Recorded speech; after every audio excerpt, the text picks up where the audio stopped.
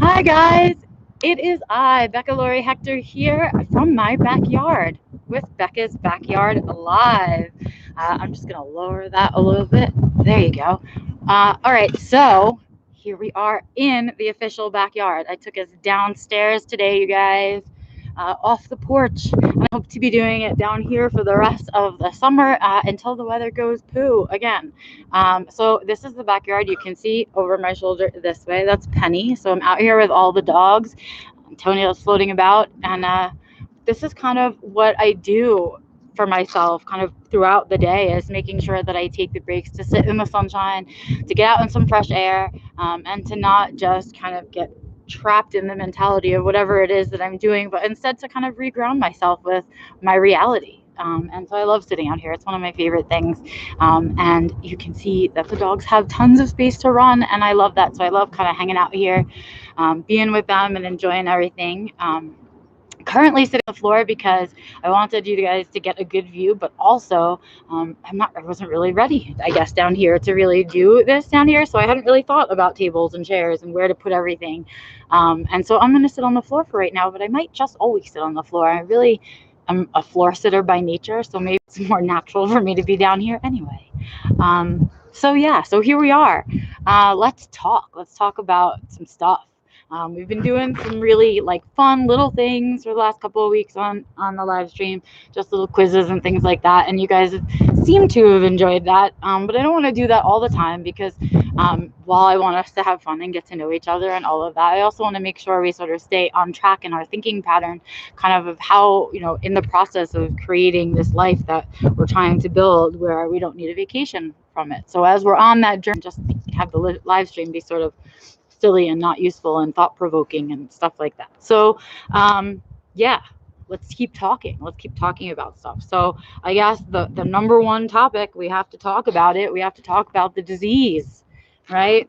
It's out there, the coronavirus, and everybody's lives are being impacted. About it for myself, of course, and for I see Gus's head. They are very distracting.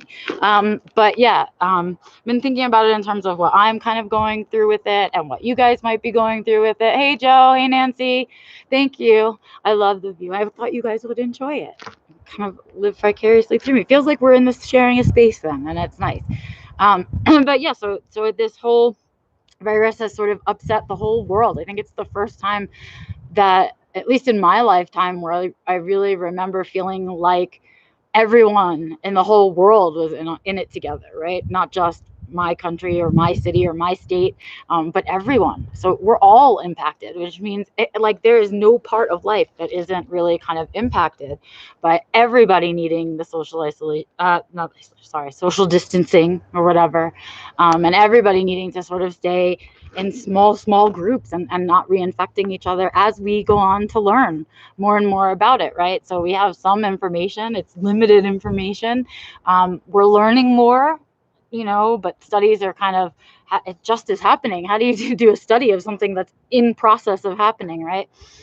So people are trying to learn what they can. We have some information. I know I've shared that with you guys on Newsstand, and I also shared it kind of a little bit with Asking Spectrum Women this month, but I want to talk about it again, right? Because let's remember, my advice comes in a couple of parts. It comes in 4 parts, really, in terms of dealing with something like this.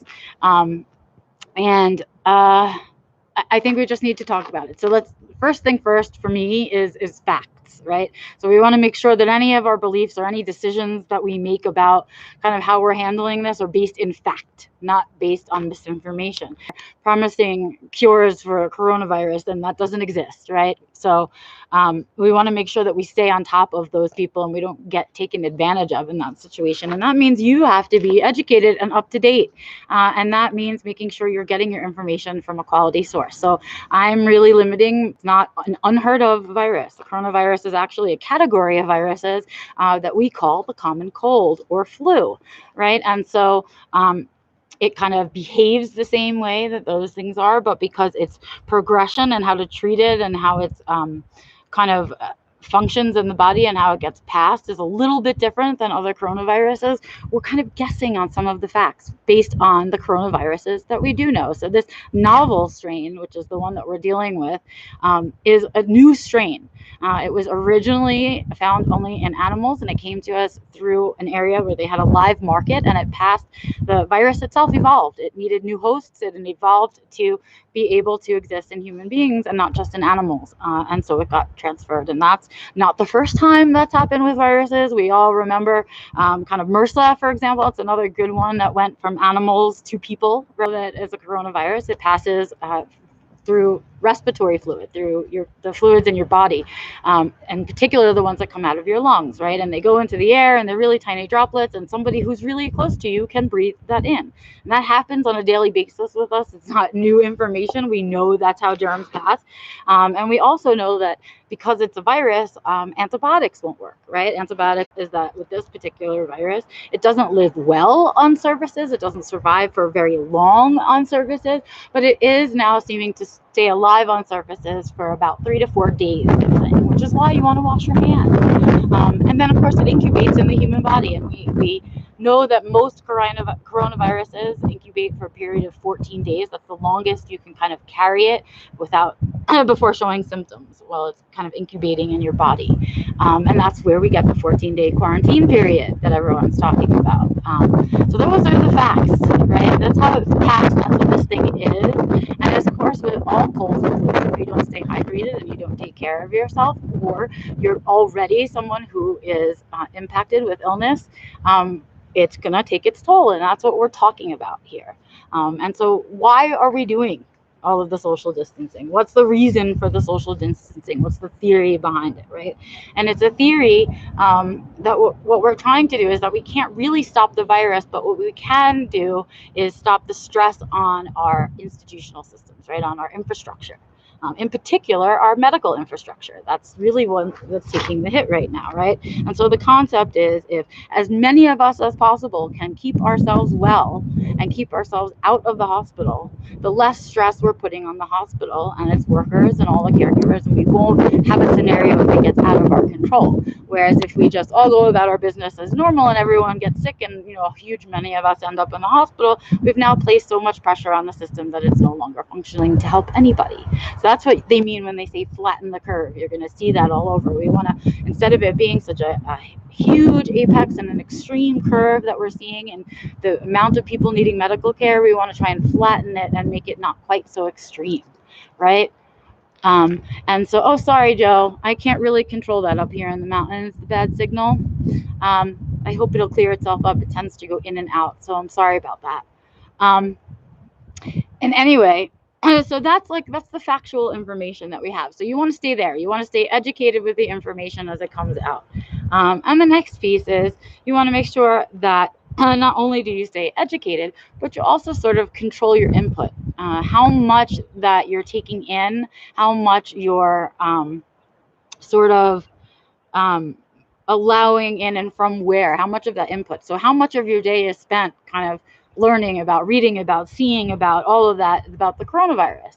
You need to limit that time, and you want to limit it to time where you're getting right information and good information, and that's it, right? So you're in charge of your Facebook feed. We've talked about this before. Clear it out, right? Block people or block pages that you don't really want to see right now. You can unfollow people, or you can just have the self-control to not be on there quite so much. It's a little bit of a double-edged sword, because you also want to be up to date on information, but at the same time, you don't want to be just only thinking about this, right? Because it will pass. Everything passes. We don't know what it'll look like when it passes, or what will happen between now and when it passes, but we know it will go. And when we go to return to normalcy, we want to make sure that we're as together as we can, kind of taking care of you and your family, right? So that's sort of another important piece of information. And then I want to make sure that you guys are thinking about, other stuff you can be doing with this downtime, right? What else can you be doing? Can you take advantage of this sort of odd set of circumstances and do something different, do something better, make some of the changes you've been looking to make, or build some of the things that you thought would have to wait until life slowed down, right? Your life's slowing down for you. It's being forced to slow down. So make sure that you take the time to kind of assess, use this downtime to your advantage, figure out how it can work for you, right? Because you have to. What else are we supposed to do? A really important thing that you want to be doing. And then lastly, have a sense of humor about it. That's what the other piece that you really want to be doing. There'll be lots of jokes that go around, lots of funny memes. We've all seen them. It started with the toilet paper memes, right?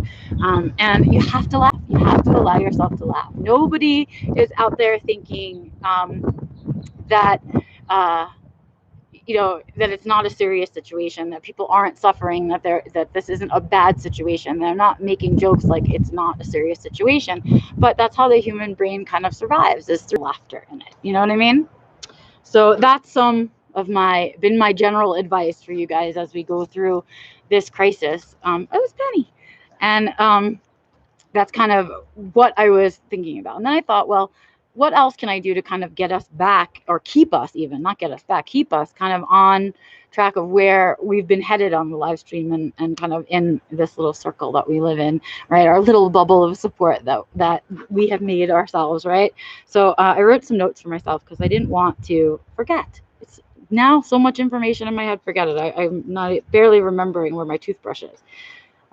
Okay, so we talked about that. Okay, so here are some of the things that I've been thinking that everybody else might be struggling with. Work, and work is not paying you, or you're someone like me who works for myself. I've seen my clients, because their whole lives are in shambles. I've seen a lot of changes in that.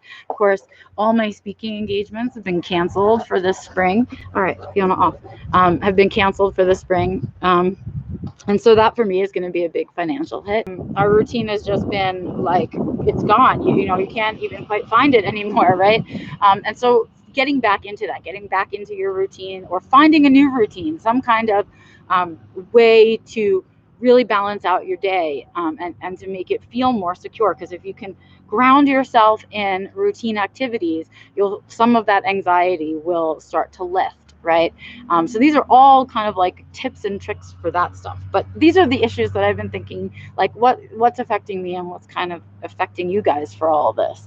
Let me I have to catch up with chat. Hold on. Yeah, I know. We're all super anxious, Joe. I really am too. We're all too scared to miss anything, and yet at the same time we have to. And so what I want to say, Joe, is that at this point, if there's key information coming out and you miss it by a few hours, if you're already kind of in a quarantine situation, not much is going to change, right? No one's gonna, the one that you're looking for is, we're all good, everybody come out. And for sure, the minute you were to sign on to social media, it'd be the first thing that you see. So I would say, stuff is coming out and what's really happening, because it's repeated a billion times on your feed, right? So don't be scared to step away from it, because it still will be there when you step back. And if you check in a couple of times a day, you'll make sure that you're only taking in accurate information and not rumors and things like that. What else? Yes, I saw that too. I saw that meme too, the quarantine meme. I loved it. Like, it was all about what happens, when you find out that your regular everyday routine is a quarantine. Yeah, I found that out real fast. That's definitely my situation. So for me, I'm not struggling at all. I've been working remotely for a very long time. I don't have kids, so I didn't have anybody, popping out of school that I suddenly had to take care of. So for me, the biggest hit has been financial, and the cancellation of all of my speaking engagements. But I have a plan. I always have a plan. Here we go. Okay. So yeah, you're forcing to slow down. It's a really good time to reassess. That's what I wrote down. But here's what I wanted to really, it was an idea that I had. So what could you do? What activity could you physically do in this time to make use of this time? Like, how to reassess in this time? How could you make it a productive use of time? And that's when I really started to think about it, because something like this happens, and you kind of reassess your life. You reassess your priorities, for sure. I know a lot of people are doing that right now. And while you're going through, being forced kind of to go through that process, you might as well take advantage of it. So I thought it might be fun for you guys to take on an activity, like a bucket list activity. kind of like a vision board, kind of like a bucket list, because I think you could do it either way. I mean, I'm a person who likes to write stuff down, so a handwritten note of my bucket list has always been the way to go. But a lot of folks do it on their technology of choice. And I think you could also probably do like a vision board version of a bucket list. I think that would be pretty cool. So I was thinking a lot about that because our mindsets are shifted. They're about different things right now. Our routine, everything's kind of been put on pause, and that is a really good time to reflect on stuff. And think about, if all of a sudden you were to get coronavirus and there was no medical help, what are the things that you would be doing instead? And do them. Let's do them now while we don't have coronavirus and we don't have whatever the next thing is, right? And so I think that would be a really good activity.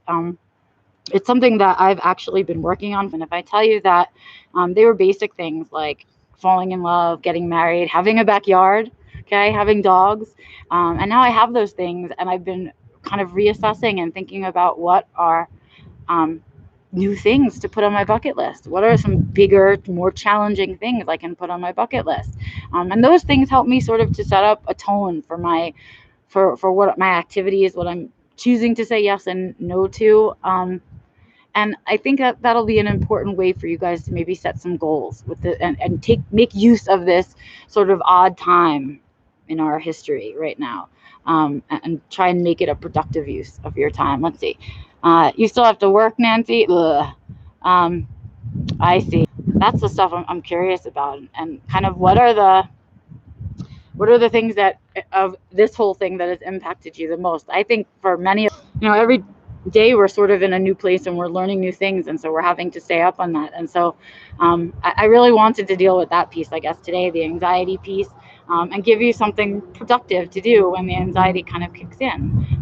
So maybe you'll do that for me and let me know how it works for you guys. I'm going to try and do it myself, and start thinking about a bigger, broader kind of bucket list concept, or make a vision board. I know a lot of people really like that, and they like to do that with their hands, and that keeps them thinking. So whatever way kind of works for you, thinking about, well, if all of a sudden my time on this planet was cut super short, what would I be doing with this time?